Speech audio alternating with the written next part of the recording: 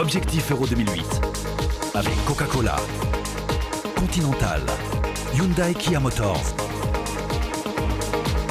JVC, Mastercard et McDonald's.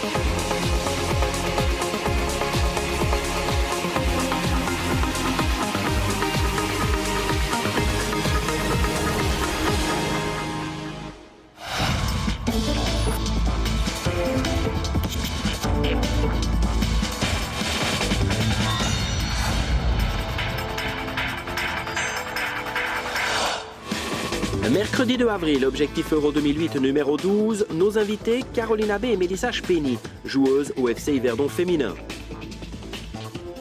Portrait d'un footballeur qui joue aussi de la musique, Daniel Gigax. Sans oublier nos chroniques, la revue de presse, le journal des Suisses, le fil du web et un gros plan sur le néerlandais John Heitinga. Bonsoir et bienvenue à vous, Mélissa Speni et Caroline Abbé. Bonsoir. Vous faites partie, mesdemoiselles, des 20 000 filles qui font du foot en Suisse. Alors une première question à vous, Mélissa. Vous êtes gardienne de but à Yverdon, vous avez 26 ans. Pourquoi le foot et à partir de quel âge? Alors, j'ai commencé le foot à l'âge de 5 ans. Pourquoi? Parce que j'ai voulu faire un peu comme mon grand frère et mon père qui est entraîneur aussi et qui a joué. Après, ça m'a plu, donc j'ai continué jusqu'à maintenant. Question bateau, inévitable. Le foot ne nuit pas à votre féminité? Non, je pense pas. Mélissa, vous avez 20 ans. C'est Caroline, pardon. Caroline, vous avez 20 ans. Vous avez 20 sélections environ avec l'équipe de Suisse. Quel est le niveau de l'équipe nationale helvétique? Alors je dirais qu'on est un peu capable du meilleur comme du pire. Je dirais qu'on arrive à battre certaines équipes et on arrive à perdre contre des équipes assez faibles, je dirais. Je dirais que c'est un peu comme le football féminin. Les filles sont un peu comme ça. On est vraiment capable du meilleur comme du pire. Vous avez déjà réussi à vous qualifier pour un grand rendez-vous, style Euro ou Coupe du Monde?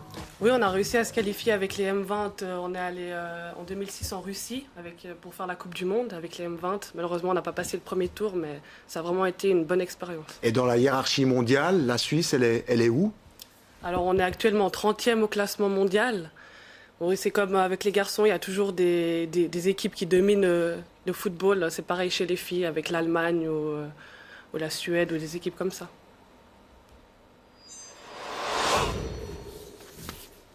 La défaite de la Suisse 4-0 contre l'Allemagne a continué de faire la une 4 jours encore après cette déroute.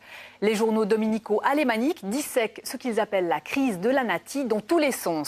La Sonntagszeitung est la plus prolixe sur le sujet avec 4 pages plus la une consacrée au sélectionneur national. Le titre de la Sonntagszeitung donne le ton. Il n'y a aucune raison de me changer, lance Köbi Kuhn. Le journal dominical a fait le tour de quelques personnalités politiques, sportives ou ecclésiastiques qui toutes apportent leur soutien à l'entraîneur suisse.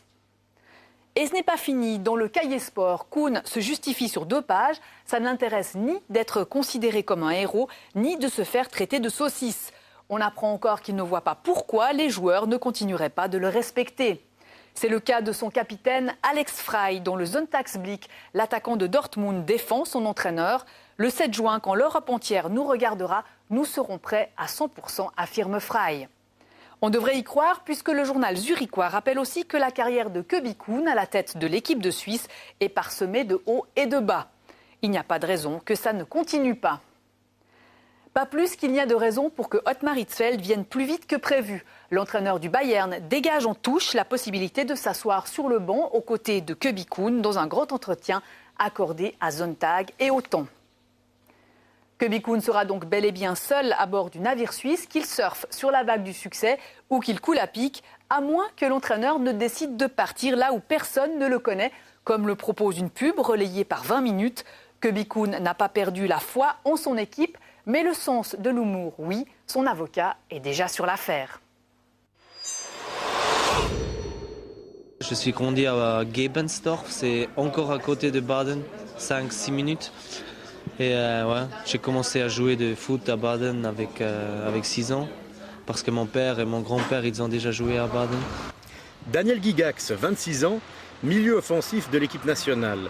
Rencontre à Metz avec un des rares internationaux alémaniques qui a choisi la France après avoir éclaté à Zurich. Ma famille est un peu spéciale. La côté des l'homme, c'est le foot, et la côté des femmes, c'est la musique. Donc ma maman est chanteuse. Et ma sœur maintenant aussi, elle chante dans les musicals. Elle habite à Vienne, donc c'est un peu une famille artiste. Je fais à côté de foot, je fais aussi un peu le DJ. Pas seulement hobby, parce que j'ai aussi déjà joué dans ma temps libre, dans les boîtes, là, à Zurich. Donc peut-être c'est un peu bizarre, parce que normalement je suis un footballeur normal. Avec la profession de foot, je pense seulement le foot, mais quand j'ai des temps libres, je fais la musique dans les boîtes. Peut-être les deux côtés, ça, c'est un peu le psycho. C'est la musique électronique, donc techno, minimal, strict ça, donc ouais.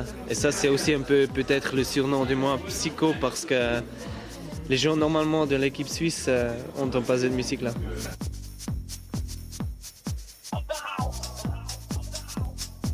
Et oui, la face cachée de Daniel Gigax, c'est la techno.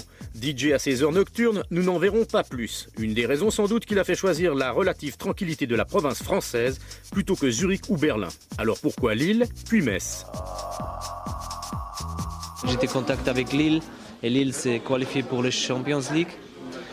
Et quand tu as la possibilité pour un joueur pour jouer une fois la Champions League, je vais voir le joueur qui dit non, je ne vais pas. Alors, retour à Zurich, capitale de la techno, ou priorité au foot? Désolé la France, mais c'est le meilleur pays pour vivre pour moi. Bien sûr, je suis né, je suis grandi là-bas, donc je vais toujours retourner dans la Suisse. Mais ouais, j'ai encore quelques ans où je vais encore jouer de foot sur un très très haut niveau, donc ouais, je veux rester encore l'étranger un petit peu pour faire un nouveau challenge.